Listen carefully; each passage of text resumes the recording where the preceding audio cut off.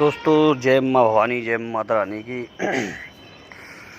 Mobile पास में रखा था, पूजा कर रहा था, मैंने कहा थोड़ी सी वीडियो हवन के समय पे ही मैंने कर दी। दोस्तों मुझसे लोग बाग पूछते हैं कि मैं कैसा हवन करता हूँ। देखो मित्रों, मैं जो डेली दैनिक हवन होता है, जो दैनिक पूजा में हवन होता है मेरा मित्रों, वो बहुत छोटा हवन होता है, लेकिन उसमें सामग्री महत्वपूर्ण और महंगी जो होती हैं। मैं कोई भी देवता के काम में कंजूसी नहीं करता, आपको बता दूं। ना तो मैं ऐसा कोई सामग्री लेता हूँ घटिया टाइप की। आपको मालूम है, जो चीज़ें आप इस्तेमाल करते हैं ना 2-2 5-5 रुपए की, वो मेरी 50 और 100 रुपए की वही चीज़ होती है। समझ लीजिए इतना अंतर होता है मेरी सामग्री में आपकी में। आप जो बाज़ार से कपूर लेते हैं ना, वैसा वाला जो गोल गोल डेली या टिक्की वाला, वो नहीं लेता मैं। ओरिजिनल कपूर बिल्कुल ऐसा हाथ लगाते ही दिख जाए, मालूम पड़ जाए कि हाँ कपूर है। और थोड़ा लेता नहीं हूँ मैं कभी, 100-200-500 ग्राम नहीं लेता मैं, ज़्यादा लेता हूँ, हमेशा ज़्यादा मंगवाता हूँ ताकि वो अच्छी क्वालिटी, शुद्ध, और थोड़ा पैसा भी कम लगे, क्योंकि महंगी सामग्री होती है तो पैसा भी कम लगना चाहिए। और मैं हवन में स्पेशल धूप का भी प्रयोग करता हूँ। आपको बता दूँ, जो धूप आती है ना काली वाली मोटी, वो हवन में भी प्रयोग करता हूँ मैं। वो महंगी बहुत पड़ती है, लेकिन भाई जब देवता के लिए कर रहे हैं तो वो देखा नहीं जाएगा वो सब चीज़ें। जब आपके इतने बड़े बड़े प्रयोग करने के लिए मैं इन चीज़ों को इस्तेमाल करता हूँ, तो मैं इसी चीज़ को सोच के करता हूँ कि सबका काम होना चाहिए, भला होना चाहिए। क्योंकि जब सही चीज़ लगेगी, मिलेगी, तभी वो क्रिया संपन्न होगी। आपको मालूम है, जो आप सिंपल जायफल लेते हैं ना, जो 2-5 रुपये का, तो हमारा जायफल मैं आपको दिखा दूँगा। हमारा जायफल 200 से लेकर 500 तक का होता है। आपने जायफलों में बहुत जायफल चढ़े होंगे, आपने सुना होगा खूनी जायफल, भेड़ा जायफल, तो जी अलग जायफल होते हैं। ये बलि विधान में, सात्विक बलि में काम आते हैं। ये महंगे पड़ते हैं बहुत। तो जी, और आपने सुना होगा इसमें मैं जो लौंग लेता हूँ ना मित्रों, लौंग भी वो अलग तरह की होती है। आपने लक्ष्मी लौंग का नाम सुना है मित्रों? वो अलग ही होती है, वो महंगी भी होती है, बाज़ार में मिलती भी नहीं है जल्दी, तो वही यूज में आती है तंत्र में। जो यहाँ पे एक्सपर्ट होंगे वो समझ गए होंगे इस बात को, मेरी को।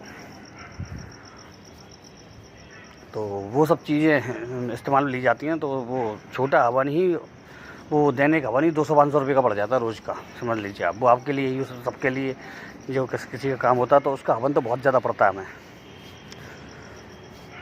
हवन में जो घी इस्तेमाल करता हूँ वो वैसा घी नहीं होता बाज़ारू टाइप का या सस्ता वाला कंपनियों का घी नहीं होता, वो शुद्ध घी यहाँ का ही बना हुआ होता है। क्योंकि जब इतना ही लगाना है, करना है, तो उसमें फिर और छोटी छोटी हल्की हल्की सामग्री क्यों लें? सब चीज़ें ही बढ़िया ना लगाएं, महंगी ना लगाएं। बाज़ार में वो डिब्बे आते हैं हवन सामग्री के घी के, मालूम है मित्रों? वो आते हैं 200-200 रुपये में 1-1 किलो मिल जाता है, लेकिन हमारा 500-700 रुपये का पड़ता है 1 किलो। क्योंकि वो शुद्ध घी ले रहे हैं, बिल्कुल दानेदार, अलग ही दिख जाता है, उसकी खुशबू ही मालूम पड़ जाती है जब वो हवन में चलता है। तो ऐसी सामग्री लेनी चाहिए। लोग मुझे देखे, कई बार तो कई लोग तो दे के भी जाते हैं, मैंने देखा है, तो वो हल्की क्वालिटी का ही घी दे के जाते हैं। वो जलाने के लिए दे के जाते हैं, वो हवन के लिए नहीं दे के जाते। उनका मकसद होता है जलाने के लिए दे के जाना। तो मैं उनके सामग्री को ज़्यादातर, जब कोई दे जाता है तो मैं उससे मना तो नहीं करता, लेकिन मैं उसकी सामग्री को ज़्यादातर यूज़ नहीं करता, वैसे ही कर देता हूँ बस। इकट्ठा कोई बड़ा हवन करता हो तो उसमें यूज़ ले लेता हूँ। बाकी जो छोटे या कड़क स्पेशल हवन होते हैं उसमें बिल्कुल भी मैं उसको यूज़ नहीं लेता। मेरी ये रही है शुरू से कि अच्छी चीज़ लगाइए तभी देवता की कृपा मिलेगी। शुद्ध सामग्री लगाइए बिल्कुल आप। यही मैं आप सबको सलाह दूंगा। थोड़ा सा हवन करिए आप, बिल्कुल ज़रा सा, लेकिन सामग्री शुद्ध लगाइए, अच्छा हवन करिए। छोटा सा करिए भले आप 11-21 मंत्र ही करिए मात्र, तो मगर शुद्ध सामग्री का करिए। थोड़ा सा करिए आप, बहुत थोड़ा, भले 2 लौंग लगाइए आप। और हवन में एक विधान बता दूं आपको, हवन का विधान हमेशा क्रिया के बाद में होता है। कुछ लोग मुझसे कहते हैं गुरुजी हवन पहले कर लें, नहीं, कब करता ही नहीं मित्रों, करता ही नहीं। हवन हमेशा बाद में होगा। हवन हमेशा बाद में होगा जब आपका मंत्र जाप। अच्छा, हवन के भी कई विधान होते हैं।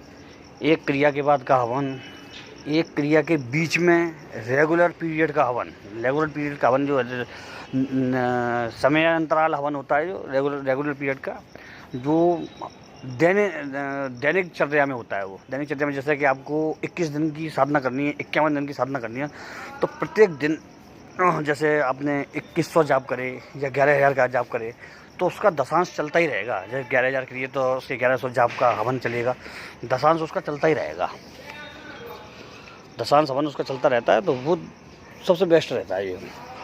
बाद में क्या है, आप इतना भारी नहीं, आपको बहुत भारी लगता है वो आदमी, मालूम आपको, जो नॉर्मल आदमी होता है उसके लिए बहुत भारी होता है। वो आदमी उसको परेशान हो जाता है, अरे यार